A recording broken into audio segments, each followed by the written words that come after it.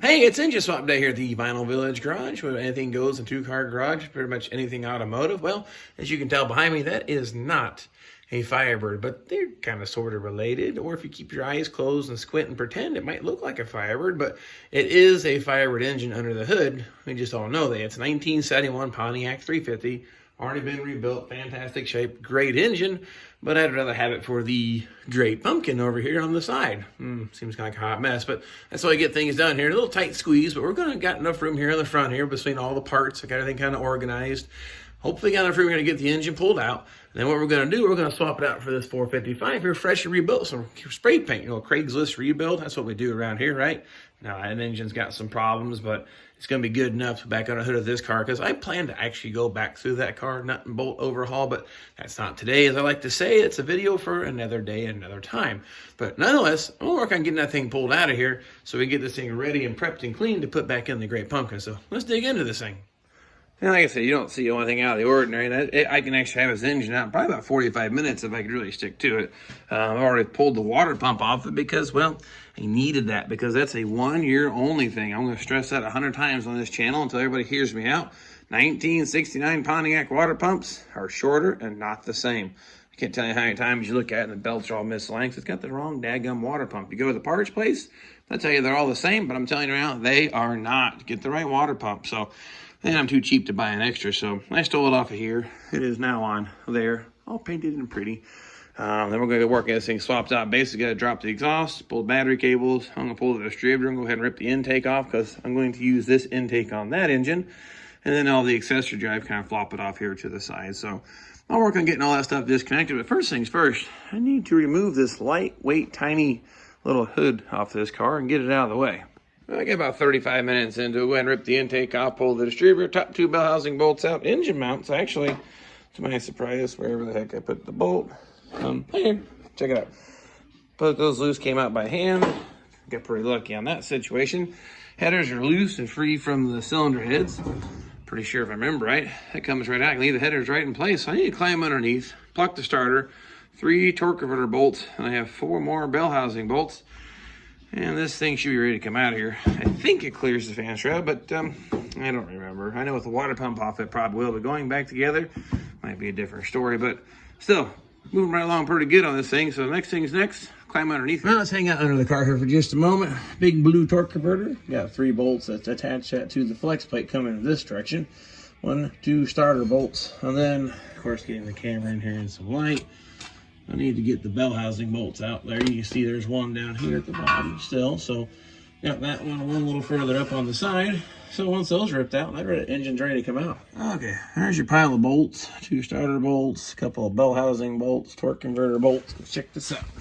The old torque converter goes roundy round now, so that is separated. I got 1 bolt on the patch side about halfway up. Really can't get to it underneath. I'm going to try to get it from up top because I don't remember how I did it.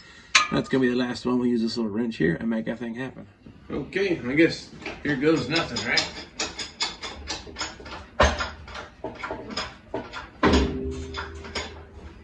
All right, we'll get you a little bit closer. I've got it loose from the transmission back there. It's actually going to pop up. And I forgot to mention my guest appearance of the bricks on this GTO. I have taken this engine out more times than I'd like to admit and count, but every time I check my old photos, I found the bricks. Actually, I'll post the photo up here. You look a little closer, there's another guest appearance. And this is probably 10 years ago this photo was taken. So see if you can pick out what the other essential tool may be hiding in that picture. But besides that, like I said, I have a jack laid up under the transmission. Check this out. I can actually pump the handle up and I can change the pitch of the transmission. See the gap getting a little larger now?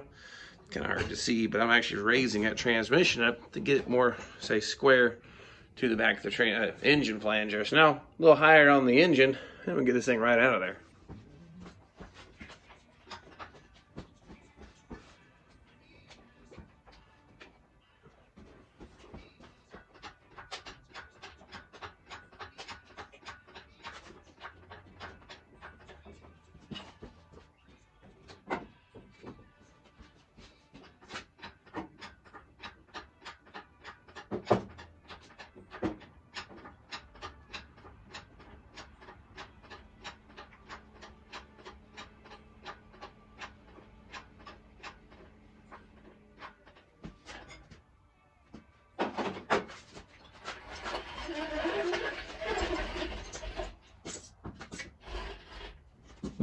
As you can see here, the engine is out. It took me a little over an hour, a little longer than normal, but I also took the intake off some of their bits and pieces off because I need to change them over because I need to get this thing back in.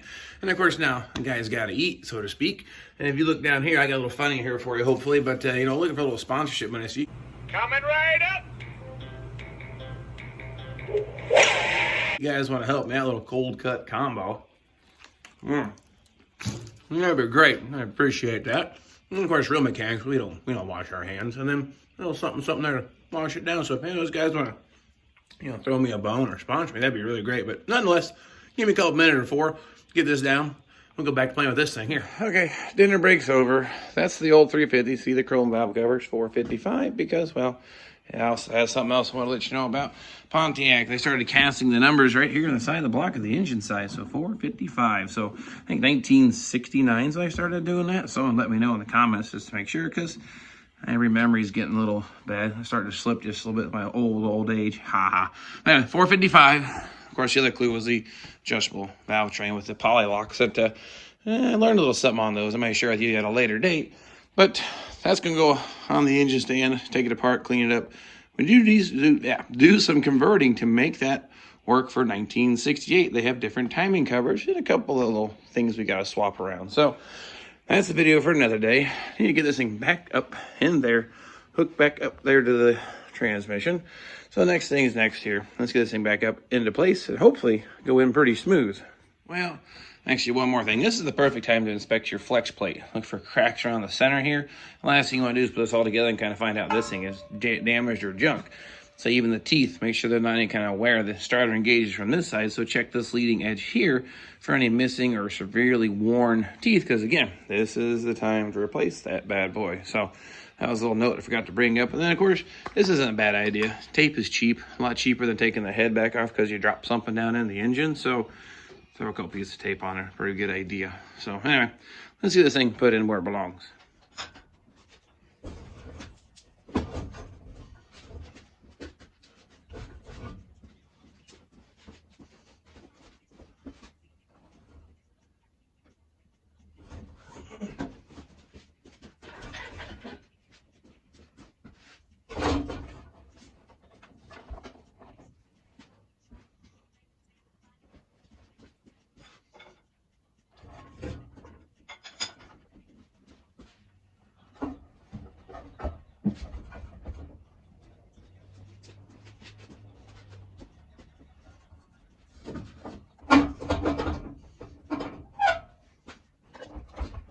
I got the transmission snugged up to the engine, so I can go ahead and pull the engine lift out of the way. But as you can tell, it's quite dark out. It's actually almost 9 o'clock. We're going to shut down for this evening, but pause on the video, get a little bit of sleep, and come back out tomorrow morning, hit it again. But of course, it's nice and warm, but I have a feeling it's going to be a little different temperature tomorrow morning. So we're going to call it quits for this evening because, like I said, it's really dark outside. It's actually past 8 o'clock, so time to shut it down, get a little sleep. But you guys don't worry about that because you guys can hang out here, sleep in the garage, and I hope you don't freeze to death. But I'll be right back. Well, look who finally showed back up. Got a whole bunch more done. Not really. Got a few things taken care of. Exhaust is all bolted on. No more problem with there with the header bolts because I hate doing those. Harmonic balancer pulleys put on.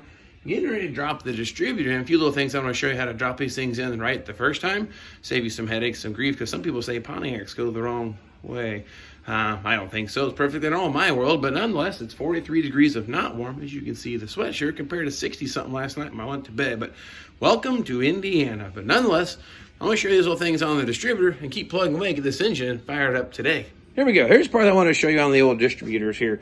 We'll get you a little spark going in the right direction. Now, nonetheless, now it doesn't matter if it's counterclockwise, clockwise. Do you know? I have no idea. Actually, I guess I do, but maybe you don't. You can work on your buddy's Pontiac, work on your buddy's Ford, work on your buddy's Chevy, work on your buddy's Dodge. If you have a friend that has a Dodge, I know. I feel for him. But nonetheless, here's what we're going to do. Take that distributor, and you can figure out which way it spins. Since most of the time, somewhere on your intake of these older vehicles, the firing order is listed out. And this one in particular, 1843657 But is it clockwise, counterclockwise? Because I just did that backwards, if you paid any attention to that. But nonetheless, it doesn't matter, because you'll have on your intake your firing order. And in case you don't have one of these computer thingies in your hand to figure out this thing or the internet available, no worries. Keep this tip in mind. Grab out a distributor, put the vacuum advance up against the palm of your hand at your wrist. Then take your fingers and crawl it around it. All of a sudden, you now know the direction that distributor spins. So this one here, obviously spins counterclockwise during operation. Yes, I can spin it this way, but the idea is basically see how the vacuum advance is touching my wrist. My fingers go around. Your finger points the direction that it spins. So we now know Pontiac is counterclockwise. So the same thing I said, grab any distributor that has a vacuum advance, this technique will work. So you can determine whether it's clockwise or counterclockwise without a computer or a book. So now I know that thing there. I've got the engine. I need to find cylinder 1 here and verify its top dead center compression. We already learned suck, squeeze, bang, blow is what makes these things go, but we need to make sure we have it on the right way. Because our time mark down here on the balancer is top dead center of the piston, but is on compression or exhaust. That becomes the question. Now I have mine on compression. How do I know that? Pretty simple. The valves aren't trying to open at this point. The push rods aren't pushing up on it. Neither one of these rocker arms is actually kicked up like it's opening the valve. The advantage of having the valve cover off, I can watch the operation. The other way is, of course, put your finger over a spark plug hole, have your buddy turn the engine over, and boop, when the actual compression blows your finger off, you are on the compression stroke. Turn it top dead center, and once that's done, you are ready to drop the distributor in. And now we know the firing order and direction. We can actually go ahead and put all the plug wires on. Distributor on, all the plug wires routed where they need to be in the right proper firing order. I'm going to drop the intake on next and finish bolting up all the accessories. And then it's kind of down to just doing some valve covers. Okay, coolant still needs topped off. Engine oil is full and ready to go. Carburetor's all hooked up, plug wires routed, so I guess here goes nothing. We'll see this thing starts up, wants to start, and then hopefully when it does start, we got to do the whole tedious process of breaking in the camshaft the right way. Well, here goes everything or nothing.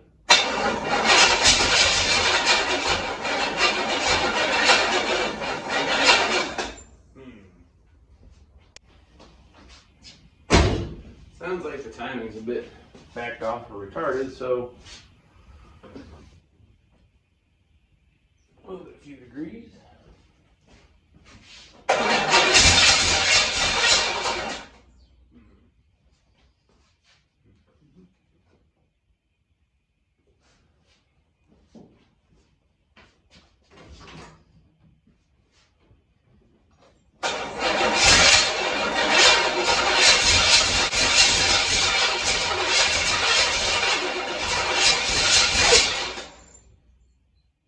Well, clearly she's being just a bit stubborn, doesn't quite want to go. So I think we need to try a little bit of something down the old throttle, the old carburetor here. A little bit, just something like that.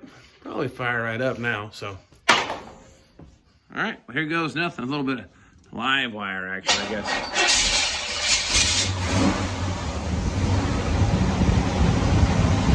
That's a lot better.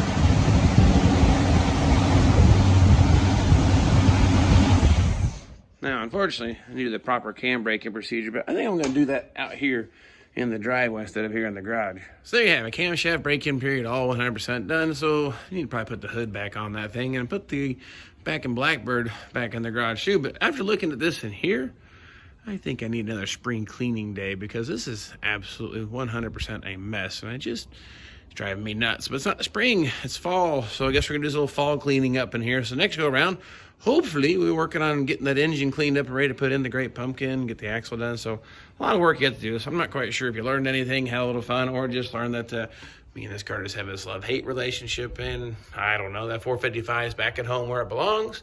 Got a nice 350 for the Great Pumpkin now, and we're going to keep moving on this project here, so hopefully the weather doesn't turn to crap here too soon, because I don't like the cold. But nonetheless, appreciate you following me on this. I get the hood put on that, go back and play this, grab the camera, and we'll see you guys then.